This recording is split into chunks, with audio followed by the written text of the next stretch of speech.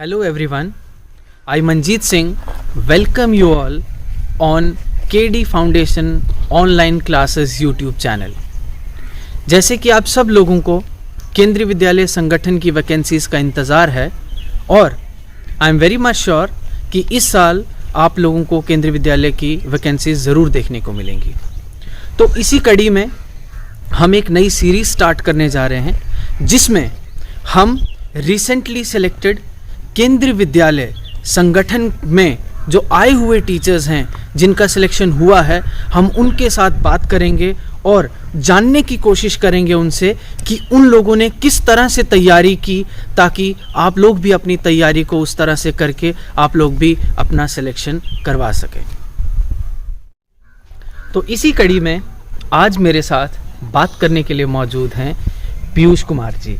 पीयूष कुमार जी, मैं आपका बहुत बहुत स्वागत करता हूं अपने YouTube चैनल पे। धन्यवाद सर। तो सबसे पहले पीयूष जी, आप हमारे व्यूअर्स को अपना इंट्रोडक्शन दें और फिर हम आगे की बातचीत शुरू करेंगे। नमस्कार दर्शकों, मेरा नाम पीयूष कुमार है और मैं केंद्रीय विद्यालय में TGT सोशल साइंस के पद पर कार्यरत हूँ।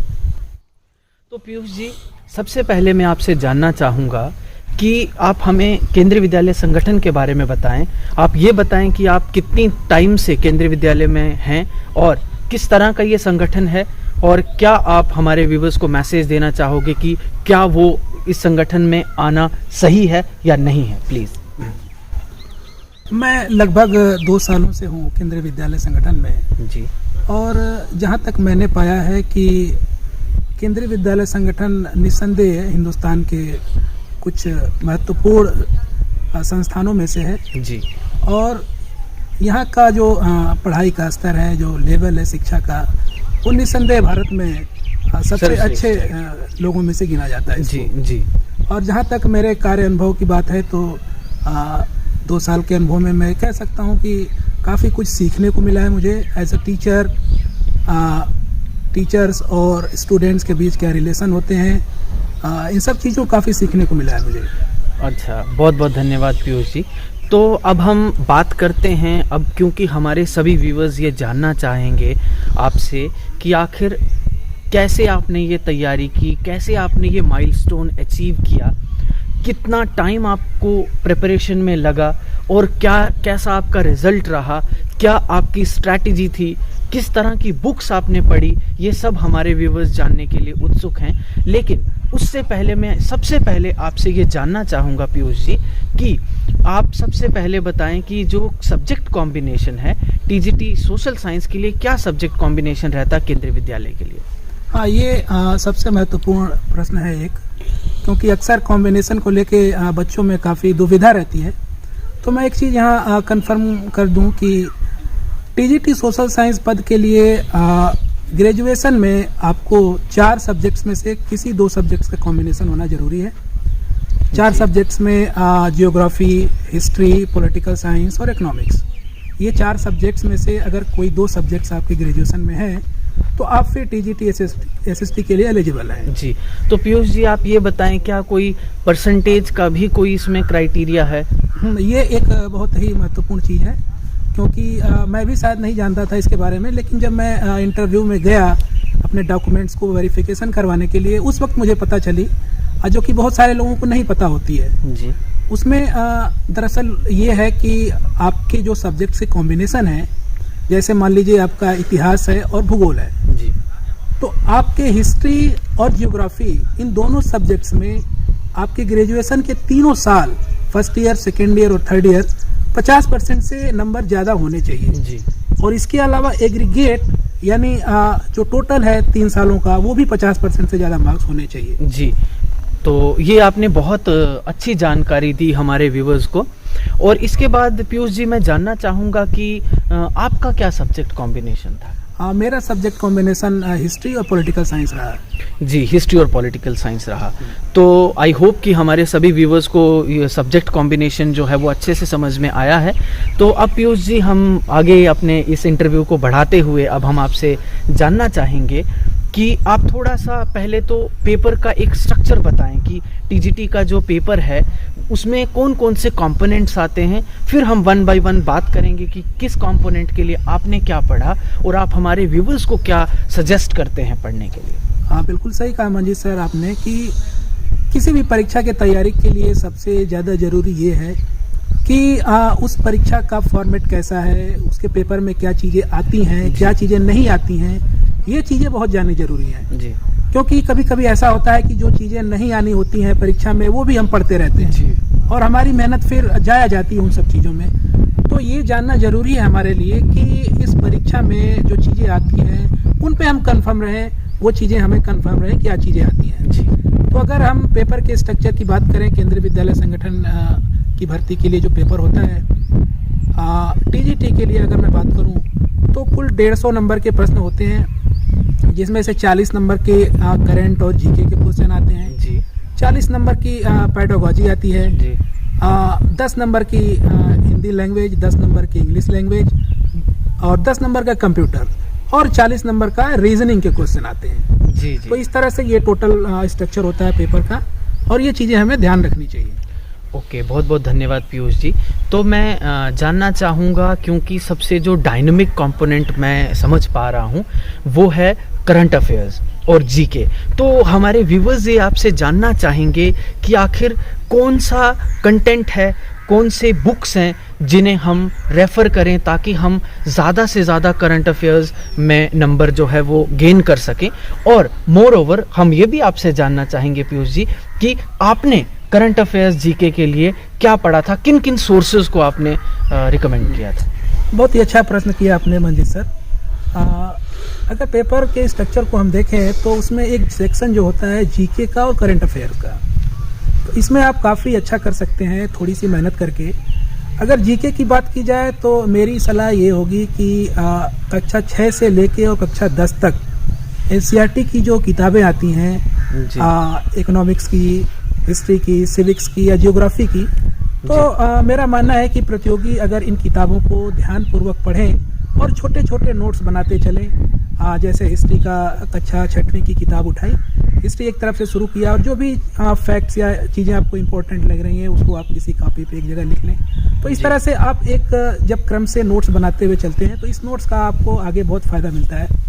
और अगर करंट की बात करें, समसामयिक घटनाओं की बात करें, तो मेरा ये मानना है कि करंट तो ऐसी चीज़ है जो आपको रेगुलर नियमित रूप से पढ़नी पड़ेगी। जी जी, बहुत बड़ी बात कही है आपने कि हम ऐसा नहीं है कि हम एक बार पढ़ करके पुराना जो है कर सकते हैं, हमें रेगुलर जो है करंट अफेयर्स पढ़ना पड़ेगा। तो करंट के लिए मेरा ये सुझाव है कि दैनिक समाचार पत्र आपके घर में आते ही होंगे जी, तो वो दैनिक रूप से उसको पढ़ते रहें। इसके अलावा मार्केट में बहुत सारी मैगजीन्स ऐसी हैं, पत्रिकाएं हैं जी, जो मासिक या छमाही लेवल पे अपने पत्रिका प्रकाशित करती रहती है। पीयूष जी, मैं ज़रूर आपसे ये जानना चाहूँगा कि आप हमारे व्यूवर्स को बताएं, कोई रिकमेंड करें कि कौन सी पत्रिका, कौन सी मैगजीन, मंथली मैगजीन या फिर कौन सा न्यूज़पेपर वो पढ़ें जिससे मैक्सिमम क्वेश्चंस आने की प्रोबेबिलिटी रहती है। एक तो मैंने बताया कि न्यूज़पेपर आप पढ़ते रहें, आप प्रतिदिन कोई हिंदी का न्यूज़पेपर ले लें या इंग्लिश न्यूज़पेपर जो भी आ रहा है उसके छोटे छोटे नोट्स बनाते चलें।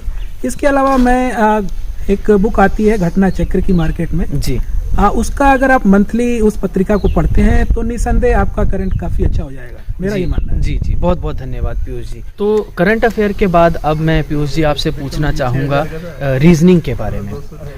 प्लीज़ आप हमारे व्यूवर्स को बताइए कि रीजनिंग में कौन कौन से टॉपिक्स हैं जिन पे ज़्यादा फोकस किया जा सकता है, जो ज़्यादा स्कोरिंग हैं और जिनको पढ़ करके मैक्सिमम क्वेश्चंस हमारे जो हैं हम अपने क्वेश्चन पेपर में पा सकते हैं। तो आप इसके बारे में प्लीज़ बताइए। हाँ, जैसे मैंने बताया कि जीके और करंट अफेयर्स के अलावा 40 नंबर का एक जो सेक्शन होता है वो रीजनिंग का होता है जी। तो रीजनिंग भी मेरा मानना है कि ऐसा सेक्शन है जिसमें आप अगर थोड़ी बहुत मेहनत कर लें तो काफ़ी अच्छे नंबर उठाए जा सकते हैं। जी, बिल्कुल बिल्कुल। और रीजनिंग के कुछ प्रमुख टॉपिक्स की हम बात करें जी, तो उसमें alphabetical series, blood relation, setting arrangement, direction, coding, decoding या फिर ऐसे जो वर्बल रीजनिंग के टॉपिक्स हैं जी, अगर उनको हम उसका अभ्यास करें बार बार करने की तो निसंदेह हमारा ये पोर्शन काफ़ी अच्छा हो सकता है। और किताबों की बात की जाए तो मार्केट में बहुत सारी रीजनिंग की किताबें आती हैं, आप कोई भी रीजनिंग किताब लें, और सबसे बड़ी बात कि आप उसका अभ्यास करें, उसकी प्रैक्टिस करें, क्योंकि रीजनिंग ऐसी चीज़ है कि अगर आप निरंतर नियमित रूप से अगर जितना आप प्रैक्टिस करेंगे उतना ही फायदेमंद होगा और उतनी तेज़ी से आप पेपर को सॉल्व कर पाएंगे। जी जी, बहुत बड़ी बात है ये कि हम ज़्यादा से ज़्यादा प्रैक्टिस करें सो दैट हम एक्सपर्टीज गेन कर लें, ताकि हम क्वेश्चन को देखते ही उसे भांप लें कि इसका क्या आंसर है। बहुत बहुत धन्यवाद पीयूष जी। तो अब हम अपने अगले पोर्शन की ओर चलते हैं। अगला जो कंपोनेंट है वो है पेडागॉजी। जैसे आपने कहा कि पेडागॉजी भी 40 मार्क्स की आती है, तो पेडागॉजी के लिए आप हमारे व्यूवर्स को क्या बताएंगे, क्या सजेस्ट करेंगे कि किस तरह से वो पढ़ें, किन टॉपिक्स को थोड़ा ज़्यादा ध्यान दें, कौन सी बुक पढ़ें, प्लीज़ आप थोड़ा सा बताएं।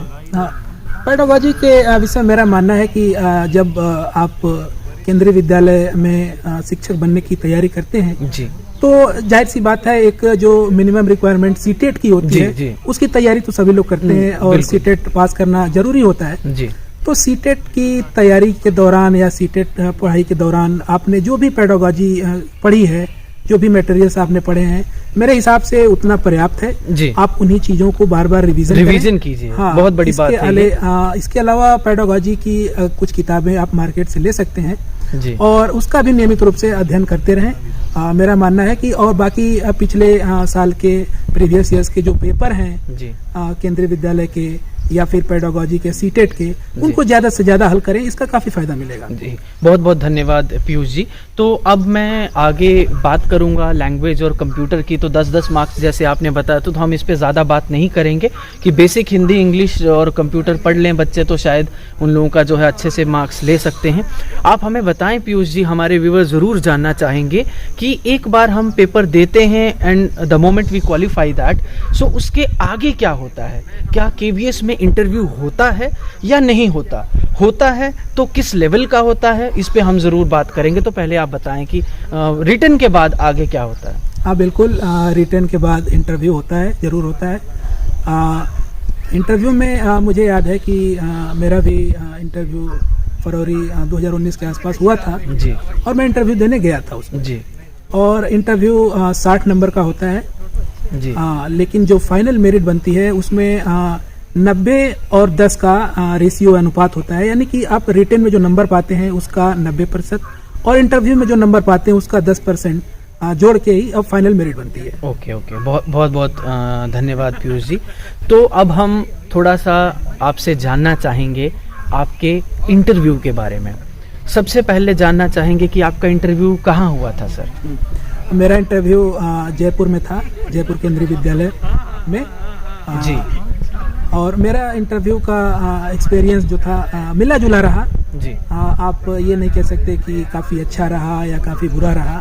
कुल मिला के इंटरव्यू से मैं संतुष्ट था और काफ़ी मिला जुला इंटरव्यू रहा। तो पीयूष जी, एक बात मैं ज़रूर जानना चाहूँगा कि इंटरव्यू को लेके बहुत सारे बच्चों में, बहुत सारे एस्पिरेंट्स में बहुत डर रहता है, तो आप हमारे व्यूवर्स को क्या बताना चाहेंगे, क्या कुछ टिप्स देना चाहेंगे कि जिससे वो बिल्कुल फेयरलेस होकर के इंटरव्यू देने जाएं? एक बात मैं कहना चाहूँगा कि बच्चों को जब आप इंटरव्यू देने जाएं तो बिल्कुल इस बात की चिंता छोड़ दें कि मेरा सिलेक्शन होना है नहीं होना है।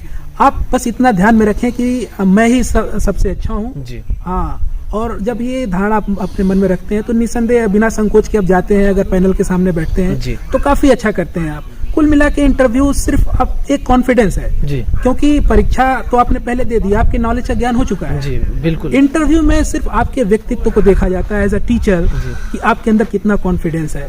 अगर ठीक है, बहुत सारे तथ्य आपको नहीं मालूम है, लेकिन अगर आप कॉन्फिडेंस रूप से उसको इनकार भी कर देते हैं तो इसका काफी अच्छा प्रभाव पड़ता है जी। इंटरव्यू में मेरा मानना है कि जो एक हिचक होती है, झिझक होती है, अगर कुछ दिखता है इंटरव्यूअर की नज़र में तो मुझे लगता है ये ठीक नहीं होता जी। तो इंटरव्यू के बाद जो है मैं आपसे ये जानना चाहूँगा कि क्या इंटरव्यू में डेमो लिया जाता है केंद्रीय विद्यालय में? मेरा मानना है कि मेरा जो अनुभव है इस विषय में कि मेरे पैनल में 4 लोग थे जी। जब मेरा इंटरव्यू हो रहा था तो उसमें 2 सब्जेक्ट के एक्सपर्ट थे मेरे। तो 2 लोगों ने तो मुझसे सब्जेक्ट्स के प्रश्न किए थे और मेरा लगभग 20 मिनट का इंटरव्यू चला था जी। तो लगभग 50-60% के आसपास सब्जेक्ट से क्वेश्चन पूछे गए थे। इसके अलावा आपसे कभी कभार ये हो सकता है कि इंटरव्यूअर आपसे सामने बोर्ड पे खड़े होके पढ़ाने के लिए कहें, ये भी कह सकते हैं, डेमो देने के लिए कह सकते हैं, ऐसा हो सकता है। जी, तो पीयूष जी मैं आखिरी सवाल आपसे करना चाहूँगा, जब आपका इंटरव्यू खत्म हो चुका था तो आपको किस तरह की फीलिंग आ रही थी? क्या आपको ये लग रहा था कि आपका सिलेक्शन हो जाएगा या कहीं आप थोड़ा सा डाउटफुल थे? इस विषय में मेरा मानना है कि जैसा कि मैंने पहले ही बताया कि रिटेन नंबर के लगभग 90% भाग को फाइनल मेरिट में जोड़ी जाती है। जी। तो अगर रिटेन में आपके नंबर काफ़ी अच्छे हैं तो फिर आप श्योर हो सकते हैं। इंटरव्यू देने के बाद मेरा अनुभव है कि हाँ, मुझे उम्मीद थी कि मेरा हो जाएगा, क्योंकि एक तो रिटेन में मेरे नंबर अच्छे थे और दूसरा इंटरव्यू भी चूंकि अच्छा ही गया था, उसको मैं ज़्यादा बुरा नहीं कह सकता। तो कुल मिला के मुझे उम्मीद थी कि मेरा हो जाएगा। तो चलो, बहुत बहुत धन्यवाद पीयूष जी आपका। तो डियर व्यूअर्स, मैं आपको बताना चाहूँगा, आज हमने बात की पीयूष कुमार जी से, जो कि केंद्रीय विद्यालय में टीजीटी सोशल साइंस की पोस्ट पे हैं, और इन्होंने अपने पूरी जर्नी बताई है, पूरी स्ट्रैटेजी बताई है, और ये बताया है कि कौन कौन से कंटेंट इन्होंने पढ़े, और आपको भी रिकमेंड किए हैं कि कौन से कंटेंट पढ़ के आप जो है केंद्रीय विद्यालय में अपना सिलेक्शन श्योर कर सकते हैं। तो आप हमारे यूट्यूब चैनल को देखते रहिए। धन्यवाद, thank you so much, bye bye.